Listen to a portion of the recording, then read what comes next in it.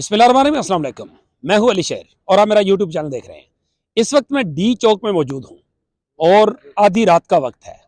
ये आप देख सकते हैं, ये जो क्रोमा टाइप पीछे दीवार लगी हुई है, ये एक तरह से कहा जाए कि ये बुनियादी तौर पे बेलारूस के सदर को धोखा देने के लिए लगी है कि आपको नज़र नहीं आ रहा कि यहाँ पे कंटेनर है और कंटेनरों के ऊपर जो है वो क्या कुछ यानी चादर लगाई गई है और इसको पूरी एक यानी समझे कि वो जो दीवारें चीन की बजाय दीवारें ग्रीन जो है वो दूर तक आगे आपको नजर आ रही है। अब आपको थोड़ा सा जो है वो आज मॉर्निंग से लेके यहाँ पे क्या कुछ हुआ, बड़े दिलचस्प छोटे छोटे वाकयात हुए। उन वाकयात से आपको एक सम अप आगाही देते हैं और उसमें हमारे साथ मौजूद हैं, इस वक्त मेरे साथ अब्दुल जब्बार अंसारी साहब मौजूद हैं, बड़े सीनियर जर्नलिस्ट हैं। आपको बारिश माशाल्लाह सफ़ेद रीश नज़र आ रहे हैं। हम डी चौक में मौजूद हैं। अब्दुल जब्बार साहब, आपने आज दिन में भी कुछ वाकयात यहाँ पे देखे, खास तौर पे आप अभी जब गपशप कर रहे थे तो आप बता रहे थे कि दिन में आपने सुबह के वक्त में एक बड़ा दिलचस्प वाकया देखा और आपने गुफ्तगू भी की, वो क्या थी? अली शेर, मैं यहाँ पे जब आया तो हर तरफ नफरी नफरी नजर आ रही थी, तारें लगी हुई थी। वो बंदा बन्नू से आया था, बन्नू से ना। तो वो कहता है पहले मैं मस्कत में काम करता था, तो बन्नू से आया और उसने कहा जी मुझे ये डी चौक आगे जाना। मैंने कहा देख लो भाई, डी चौक तो आगे हैं, आगे तो आप नहीं जा सकते। तो फिर वहीं उसने जनाब मेरे साथ बात की मेरे चैनल पे। तो वो कहता है जी खान ने कहा था कि आप गाड़ी पे आओ। गाड़ी कहाँ पे बात की? इधर इधर ही डी चौक के साथ ही। अच्छा। यहीं खड़े होकर उसने बात की कि खान ने कहा था कि अगर गाड़ी नहीं है तो मोटरसाइकिल पे आ जाओ, मोटरसाइकिल नहीं है तो पैदल आ जाओ। तो उसने कहा कि मैं पैदल पहुंच चुका हूं और पैदल आया था बन्नू से? नहीं यहाँ हाँ अलामती तौर पे पैदल, क्यों तो मैं देखो जी मैं पहुंच चुका हूँ। तो यहाँ वो थोड़ा सा मतलब हिचकिचा भी रहा था कहीं पुलिस वाले उसको पकड़ भी ना लें। तो इस तरह मतलब कुछ एक एक दो दो करके आदमी इधर मौजूद थे। अली जी एक और दिलचस्प वाकया आपको बताऊं। उस वक्त ना तो हम उधर खड़े सुन रहे थे। एक इनका इंचार्ज जो पुलिस वालों का था ना, वो बड़ी डांट टपट एक बंदे को कर रहा था। कहते शर्म नहीं आती, आप इधर रेवड़ियां खा रहे हो और इधर हमें वक्ता पड़ा हुआ है। तो हम उधर सुन के हंस रहे थे। मैंने कहा यार बेचारा रेवड़ियां नहीं खाने, शायद उन्होंने उसने नाश्ता भी नहीं किया होगा। पुलिस वालों को पुलिस वालों अपने लोगों को। अच्छा। और तो कोई था ही नहीं यहाँ, ना कोई किसी के दाखिला इधर था। जाहिर है वो अपनों को ही डांट रहा था ना। तो ये सूरत है। उसके बाद अली शेर मैं तो चला गया था, बाद में अभी आप भी आए और मैं भी आया हूँ। बिल्कुल ठीक। अच्छा, अब आपको बताते हैं दिन भर की सूरत हाल। यहाँ पे कुछ गिरफ्तारियाँ हुई। एक मियाँ बीवी आए, उनको गिरफ्तार किया गया। कुछ और नौजवान 5-6 आए, उनको गिरफ्तार किया गया। फिर उसके साथ साथ जो इसी रोड के ऊपर जिसको जना एवेन्यू हम कहते हैं, जिस पे हम खड़े हैं, जना एवेन्यू पे पोली क्लिनिक के अपोजिट साइड पे, वहाँ पे कुछ नौजवान जो थे वो मुख्तलिफ साइडों से आए और उन्होंने आके कोई जो है वो नारे वगैरह लगाए। पुलिस उनके पीछे लगी, वो भाग गए। इसी तरह से ये आंख मिचोली चलती रही। फिर फैज़ाबाद में जो है वो पुलिस और मुजाहिरीन के दरमियान झड़पें हुई। कुछ 25 के करीब कहा जा रहा है कि लोग जो थे उनको गिरफ़्तार किया गया मुख्तलिफ औकात में। और फिर सिर्फ वहाँ पे नहीं, वहाँ पे एक पुलिस जो गाड़ी है उसको भी बताया जा रहा है कि उसको नुकसान पहुँचा। लेकिन जो बाकी एरिए थे, हाँ शमशाबाद, रावलपिंडी शमशाबाद में, वहाँ पे भी इसी तरह से जो है वो आंख मिचोली जो थी वो पुलिस और उनके दरमियान, मुजाहिरीन के दरमियान जो है वो होती रही। लेकिन अगर ये कहें कि कोई बड़ी तादाद पाकिस्तान तहरीक इंसाफ की जो है वो पिंडी इस्लामाबाद में निकल सकी है आज 24 को, तो ऐसा नहीं हुआ।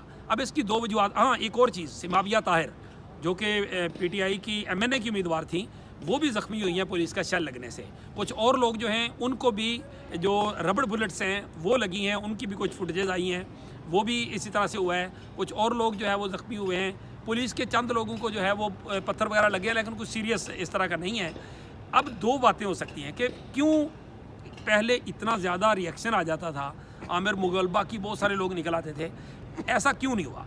अपने PTI के ज़राए से जानने की कोशिश की तो उन्होंने कहा कि क्या बाहर वाला जो जुलूस है वो यहाँ पहुँच गया है कि जिसकी वजह से यहाँ वाले लोग नहीं निकले।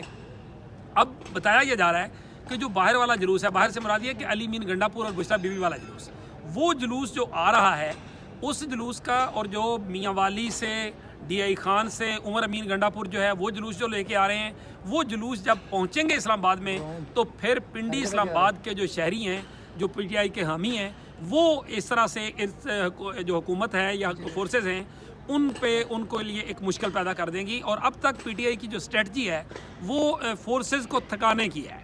फोर्सेस जिस हद तक उनको ड्यूटीज़ पे रखा जाए, ज़्यादा से ज़्यादा वो अलर्ट पे रहें और वो थक जाएं, क्योंकि हुकूमत की तरफ से दुरुस्त बात यह है कि ये जवान जिस तरह से हमने बसों के ऊपर, छतों के ऊपर इतनी ठंड में आते हुए देखे हैं, जिस तरह से उनके खाने पीने का, चीज़ों का, सच्ची बात है कि इनको सैल्यूट है, अपनी ज़िम्मेदारी अदा कर रहे हैं, ड्यूटी अदा कर रहे हैं, रियासत के लिए ड्यूटी अदा कर रहे हैं। लेकिन दुरुस्त बात यह है कि बतौर इंसान जो उनकी सिचुएशन अब तक की है उसमें बहरहाल बड़ी ही मिज़रेबल एक तरह की सिचुएशन है उनकी, जो अब तक की एक तरह से कहा जाए कि उनकी ट्रीटमेंट। दूसरी बात जो एक बड़ी बात नज़र आ रही है वो ये कि बुशरा बीबी ने अली मीन गंडापुर पे और बैरिस्टर गौहर पे एक तरह से बगैर कहे अदम एतमाद क्यों किया? अदम एतमाद ही था जो सुबह में वो खबरें आईं कि जी वो कह रही हैं कि मैं लीड करूंगी और हम इकट्ठे लीड करेंगे। अली मीन ने कहा नहीं, आप घर बैठेंगी, आप यहाँ रहेंगी, आप बाकी चीज़ें करें लेकिन हम करेंगे। फिर आखिर अंदरूनी जो सिचुएशन थी उसको बचाने के लिए अली मीन गंडापुर और बुशरा बीबी दोनों आए और अब बुशरा बीबी जो है वो उसी जुलूस के साथ हैं। लेकिन बताया ये जा रहा है कि ये जुलूस जो है वो उस वक्त तक, अगरचे वो पंजाब में दाखिल हो चुका है, जो मियांवाली में मेजर जनरल सनाउल्लाह शहीद जो इंटरचेंज है उसके ऊपर मियांवाली का जो जुलूस था, बैरिस्टर उमैर नियाज़ी, अमजद खान नियाज़ी, उनके जुलूस की वहाँ पे पुलिस के साथ झड़पें हुई हैं। लेकिन ये कोई बहुत ज़्यादा एक दो जगहों पे उन्होंने रास्ते हटाए हैं, गाड़ियों से बड़ी कंटेनर वगैरह हटा दिए, लेकिन कोई बहुत ज़्यादा उन्होंने रजिस्ट करके आगे बढ़ने की कोशिश नहीं की है। इसके बारे में बताया यह जा रहा है कि पीटीआई जो है वो एक तो फोर्सेस को थकाना चाहती है और दूसरा एक ज़िम्मेदारी का एहसास भी है, और वो है कि बेलारूस के सदर जो है वो कल पाकिस्तान यानी आ रहे हैं मंडे को, तो वो 27 तक यहाँ हैं, तो उस वक्त तक ये इनके ऊपर प्रेशर भी पाफ करेंगे और उसके बाद वो जो है इस्लामाबाद में दाखिल होंगे। अभी पंजाब में वो दाखिल हो चुके हैं, अटक का एरिया है जहाँ पे इस वक्त जुलूस वगैरह जो है उससे थोड़ा आगे आ चुका है, लेकिन वहाँ पे बताया जा रहा है कि रात वहाँ पे गुजारी जाएगी और उसके बाद आगे जो है वो आएंगे, क्योंकि जो पाकिस्तान तहरीक इंसाफ की जो स्ट्रेटजी है कि साइडों से आने वाले जुलूस वो काफ़ी हद तक वो आएंगे, तो उसके बाद जो है वो यहाँ इस्लामाबाद में पहुँचा जाएगा। मुल्तान से ओन बप्पी का जुलूस जो है वो आया है, मुल्तान की क़यादत जो है वो गिरफ़्तार हुई है। लाहौर से कोई ख़ास रेजिस्टेंस, लोग गिरफ़्तार हुए हैं 50-60 चौक से, लेकिन कोई जुलूस वहाँ से चल नहीं पाया है। तो इस तरह से ये जो सारी सूरत हाल है। और जाते जाते एक बड़ा, हमारे साफ़ी बहन भाई बहुत अच्छे सवाल करते हैं और बाज़ का अच्छा सवाल नहीं भी होता। एक सवाल बड़ा शानदार हुआ है आज, और वो समझे कि $1 मिलियन का सवाल था, और वो था अज़मा बुखारी साहबा से।